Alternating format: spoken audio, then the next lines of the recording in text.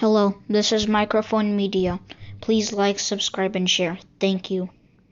ሰላም ጤና ይስጥልኝ። እንደምናዋላችሁ እንደምናደራችሁ በመላው ዓለም ላይ ያላችሁ አድማጮቻችን ሰላም ለእናንተ ይሁን። ይህ ማይክሮፎን ሚዲያ ቁጥር 2 ነው። አዲሱ ቻናላችን አድማጮቻችን አዲስ ነውና ሰብስክራይብ ያላደረጋችሁ ሰብስክራይብ አድርጉ።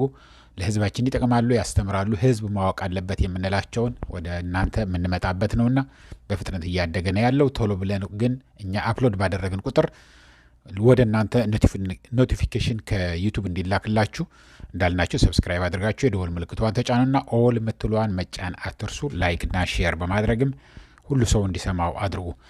እንግዲህ የአሁን አዲስ ጦርነት በትግራይ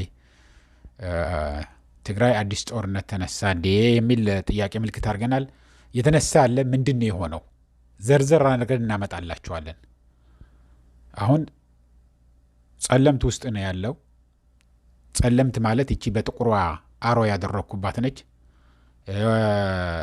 ምዕራብ ትግራይ ደግሞ ይሄ በቀዩ የተሰመረበት ወይ ደግሞ ሁመራ እንበለው እንዲያጥርልን ሁመራ ያለበት። ከዛም የሰማነው አንድ ትልቅ ዜና አለ። ከደቡብ ትግራይም ታች በሰማያዊ አድርጌ አሮ ያደረኩላችሁ አለ። እዛም የተፈጠረ አለ። እነዚህን ዝርዝር አድርገን እናመጣላችኋለን። ወደዛ ከማለፋችን በፊት ግን ትግራይ ውስጥ ያሉትን አሁናዊ የሆኑ ነገሮችን እንንገራችሁ። ይሄ በዝርዝር አንድ በአንድ እንሄድበት አድማጮች፣ አንድ በአንድ እንሄድበት። የተጀመረው የት ነው ነው? ጦርነቱ ማን የጀመረው ነው? ለምንስ ተጀመረ ነው? ተጀምረዋል ወይ? ሙሉ ጦርነት ተጀምረዋል ወይ ነው? ይህንን ጥያቄዎችን በተለያየ በዚህ በሶሻል ሚዲያ በጦርነት በተለይ ደግሞ ትግራይን በሚመለከት የጦርነት ዜና እያሉ በሬ ወለደ እያሉ በድሮኖች የዛሬ 5 ዓመት የዛሬ 7 ዓመት የዛሬ ምናምን በድሮን የተመቱ ፎቶግራፎችን እያመጡ የሚያሳዩ አሉ። ምንድን ነው በትክክል እዛ ያለው? ከዛው ከጸለምት ደውለን ያነጋገር ነው አለ። እሱን እናሰማችኋለን። ምንድን ነው የተፈጠረው ነው የሚመለከተው። ትግራይ ውስጥ ያሉ የትግራይ ሰራዊት አዛዦቹም ጠይቀናል። የትግራይ መንግስትም ምንድን ነው የተካሄደው? እውነተኛ ጦርነት ተነስተዋል ወይ? ለምንድን ነው ጦርነቱ የተነሳ? ለምንድን ነው ጸለምት ላይ የተነሳ ብለን ጠይቀናል። ወደ ምዕራብ ትግራይና ወደ ደቡብ ትግራይ ወስዳችኋለሁ ያለው ሁኔታ ይሄ የተረጋገጠ፣ እሱንም እንነግራችኋለን። ግን በጸለምት እንሂድ። አሁን እንግዲህ ወደ ጸለምት ከመሄዳችን በፊት ምን ተፈጥሯል መሰላችሁ? ትግራይ ውስጥ በመላው የኢትዮጵያ ምን አለ? በቀን 50,000 ብር ማውጣት ትችላለህ። ይሄ ያስቀመጥከው ገንዘብ ነው። ለነገ ጠዋት እጠቀምበታለሁኝ። አሁን ያገኘሁትን ገንዘብ ወዲያው ማጥፋት የለብኝም። 1 ብር ሰርቼ ከሆነ ስሙኒዋን ለችግር ጊዜ የምትሆን ብሎ የሚቆጥብበት ነው። ቆጥበህ ያስቀመጥከው ደግሞ ሴፍ የሆነ በፈለኩበት ሰዓት ሄጄ ገንዘቤን አውጥቼ መጠቀም እችላለሁኝ። በመጥፎ ጊዜም በጥሩ ጊዜም በምፈልገው ሰዓት አስፈላጊ በሆነ ጊዜ በስራ ሰዓት እስከሆነ ድረስ እንደ ማንኛውም ህዝብ ያስቀመጥኩትን ገንዘብ በፈለኩበት ሰዓት ማውጣት እችላለሁ ብለህ ነው የምታስቀምጠው ገንዘብህን። በዚህ ምክንያትም በኢትዮጵያ መላው ኢትዮጵያ መሆን አልነበረበትም፣ ግን 50,000 ነው ማውጣት የምትችለው ተብለዋል። በቀን ትራንስፈር ማድረግ ከባንክ ወደ ባንክ ምናምን ብዙ ሊሚት ያለው አይመስለኝም። በቀን ግን 50,000 ታወጣለህ፣ በሁሉም የኢትዮጵያ ክልል ማለት ነው። ትግራይ ውስጥ ግን 10,000 ነው ማውጣት የምትችለው የነበረው። ከዛ በኋላ ደግሞ ወርዶ 2,000 ያደረጉት። 2,000 እንግዲህ ዶሮ እንደማይገዛ የራሳችሁ እየነገራችሁን ነው እዛ ያላችሁት። ህዝቡ በጣም ችግር ያስቀመጠውን ገንዘብ አጥቶ በጣም ከፍተኛ ችግር ላይ ነው ያለው። አንድ በሉልኝ ይሄ። ሁለተኛ እዛ ጸለምት ደግሞ ስንሄድ ምን አለ መሰላችሁ? የዛሬ 2 ዓመት አካባቢ ጌታቸው ረዳ ፕሬዚደንት እያለ ወደ ከጸለምት ተፈናቅለው ወደ መካከለኛው ትግራይ መጥተው የነበሩትን እንደገና ተመልሰው ወደዛ ተልከው ነበረ። ግን እዛ የቆያቸው ደግሞ አስተዳደሩ ፈርሶ የራሳችሁ አስተዳደር መርጣችሁ የሚያስተዳድራችሁ ትመርጣላችሁ፣ ፖሊስም ጥበቃ የሚያደርግላችሁም ከለላ የሚያደርግላችሁም ራሳችሁ ታቋቁማላችሁ ምናምን ተብሎ ነበር የሄዱት። እዛ ሲሄዱ ግን ምንም ነገር የተለወጠ የለም። እዛ ያሉትን በፌዴራል መንግስት በጣም ከፍተኛ በፌዴራል በሰራዊት በተለይ ማይጸብሪ የሚባለው አካባቢ ትልቅ ካምፕ አለ። እዛ ካምፕ ላይ አድርጎ ህዝቡን በጣም ሲያሰቃይ፣ ትምህርት ቤት ዝግ ነው፣ እስካሁን አልተከፈተም፣ ጤና ጣቢያ የለም፣ ሁሉ ነገር ተዘርፈዋል። ከፍተኛ ችግር ላይ ነው የነበረው እና ህዝቡ እንዳለ ቀስ በቀስ ደግሞ ተመልሶ ወደ ሽሬ መመለስ ጀምሮ ነበረ። ከዛ ይሄ ነገር እንዴት ነው ይሄ ጥፋት እየተሰራ ነው? ለምንድን ነው ህዝቡ ደግሞ እንደገና የሚፈናቀለው? የተፈናቀለው ይመለሳል እያልን ይህንን ደግሞ ለምንድን ነው የሚፈናቀለው? ለምንድን ነው እዛ የኢትዮጵያ መከላከያ ሰራዊት እያለ ጥበቃ ለምን አያደርግላቸው ምናምን ብለን ስንጠይቅ አሉ የትግራይ አስተዳደር ሰዎች አይ ችግር የለም እንግዲህ ይምጡ ጥበቃ እንዲያደርጉላቸውም የትግራይ ሰራዊት የተወሰነ ሰራዊት ቢመጣ ምንም ችግር የለውም ብለው ከኢትዮጵያ መከላከያ ሰራዊት ተፈቅዶላቸው በነ ብርሃኑ ጁላ በነ አብይ አህመድ ማለት ነው ተፈቅዶላቸው ወደዛ ይሄዳሉ። ልክ እዛ ሲሄዱ በድሮን ተመቱ፣ ተኩስ ገጠማቸው። ለአንድ ሰዓት ከምናምን ያክል በከፍተኛ የሆነ ተኩስ ተፈጠረ። እንደዛ ነው የተጀመረው። ሲጀመር በሰላም ሂደን እዛ ከህዝቡን እናረጋጋለን እንዲቆዩ እዛ እናደርጋለን ብለው ሲሄዱ ተኩስ ስለገጠማቸው እና በዛ የተጀመረ ነው። ከዛ በኋላ ተጀምሮ ለ3 ቀናት ማታ ማታ ስንት ድሮን አለ? 24 ሰዓት ድሮን ቅኝት ያደርጋል የኢትዮጵያ መከላከያ ሰራዊት። ማታ ማታ ደግሞ ከፍተኛ ጦርነት እንዳለ የሚያስመስል ሲተኮስ ነው የሚያድረው። ስንት ሰው በከፍተኛ ደረጃ ፍርሃት ውስጥ አስገብተዋል። በተጨማሪ ደግሞ በኢትዮጵያ መከላከያ ሰራዊት ብቻ ሳይሆን ያለው አፋር ውስጥና እዛ ጸለምት ውስጥ ከትግራይ ከመሀለኛው ትግራይ ማለት ነው የሰራዊቱ አካል የነበሩ የቲዲኤፍ አካል የነበሩትንም ሌሎችንም ወጣቶች ሰርቀው ወይ ሴት ደፍረው ወይ ንብረት ዘርፈው ወይ ሰው ገድለው ወይ ምናምን በወንጀል የሚፈለጉ በሙሉ ሸሽተው ወዴት ነው ሂደው የነበሩት? ወደዛ ወደ ጸለምት እና ወደ አፋር ነው ሂደው ያሉት። እዛ ሀራ መሬት እያሉ የሚያወሩትን ማለት ነው። እነዛ እዛ ሂደው ደግሞ ከፍተኛ ችግር ይፈጥሩባቸው ነበር። የሚገርማችሁ ለዛ ለቆዩት ተፈናቅለው ተመልሰው እዛ የነበሩትን ማለት ነው።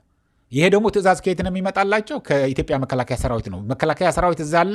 መከላከያ ሰራዊቱ እንዲያሰቃዩቸው ያደርጋል። በገዛ መሬታቸው ላይ ወርቅ አለና ቆፍር ይባላል። አስገድዶ ሲያስቆፍረው ይውላል። ገንዘብ ክፎልኝ ካለ እዛ ጉድጓድ ውስጥ እያለም የሚገደሉ ነበሩ እና ከፍተኛ ችግር ላይ ነበሩ። አሁን ግን ጠበቅ ያለ ነገር ተፈጠረ። ጸለምት ማይጸብሪ ላይ የነበረውን ሰራዊት እንዳለ ተበተነ። አንድ ጥይት ሳይተኩሱ እንዳለ እግሬ አውጭኝ ሩጫ ነው ወደ መካከለኛው ትግራይ እጃቸው እየሰጡ ህፃናት ልጆች ተገደው ታፍሰው ያለምንም ፍላጎታቸው የመጡትን ወጣቶች ቶክሲ ሲሰሙ ልክ የትግራይ ስንገባ ማንም የሚገድለን ማንም የሚገርፈን ነገር የለም ይሉላችሁና ተከዘ የተሻገሩ ወደ ትግራይ ወይ ጫካ እግሬ አውጭኝ እያለ ደግሞ ወደ እልም ያለ በረሃ አለ። እንግዲህ እንደምታውቁት ከሱ ከጸለምት አካባቢ አልፎ ምን አለ ይሄ ዋልድባ ገዳም አለ። በዛም ገደልም ሜዳ መስለዋቸው በሌሊት ሲሄዱ ገደል ውስጥ ገብተውም ብዙ ወጣቶች የመከላከያ ሰራዊት አልቀዋል። ያ ሀቅን ነው የምነግራቸው ያለ ነው። ሀቅ ከኢትዮጵያ መንግስት አትጠብቁ። ሀቅ በምንም ተአምር ከኢትዮጵያ መንግስት እስካሁን የረገፈውን የኢትዮጵያ ወጣት ይህን ያህል ሰው ሞተዋል ብሎ የተነገረ የለም። ስለዚህ እነዚህን ብቻ አይደለም እዛ የነበሩትን ከፍተኛ ችግር ላይ ወድቀው ሲበታተኑ በሌብነት በብዙ ወንጀል እዛ ጸለምት ያሉት ግን የትግራይ ሰራዊት ከመጣ ጉዳችን ፈላ ብለው የሚዋጉላቸው ያለው ለመከላከያ የሚዋጋለት ያለው እዛ ያሉ የትግራይ ተወላጆች ናቸው። ይህንን ደግሞ የት ይሰማል? ደቡብ ትግራይ ታች በሰማያዊ ጦርነት ጸለምት ውስጥ እንደተጀመረ ሲሰሙ እዛ ደቡብ ትግራይ ውስጥ ደግሞ የተወሰነ ቦታ ላይ የኢትዮጵያ መከላከያ ሰራዊትና ፌዴራል ፖሊስ ይዞት ነበረ። እነዚህም ከተሞች ኮረም፣ ኦፍላ፣ ዛታ፣ አላማጣ፣ ራያ አላማጣ ማለት አላማጣ ይላል። ራያ አላማጣ ደግሞ ሌላ።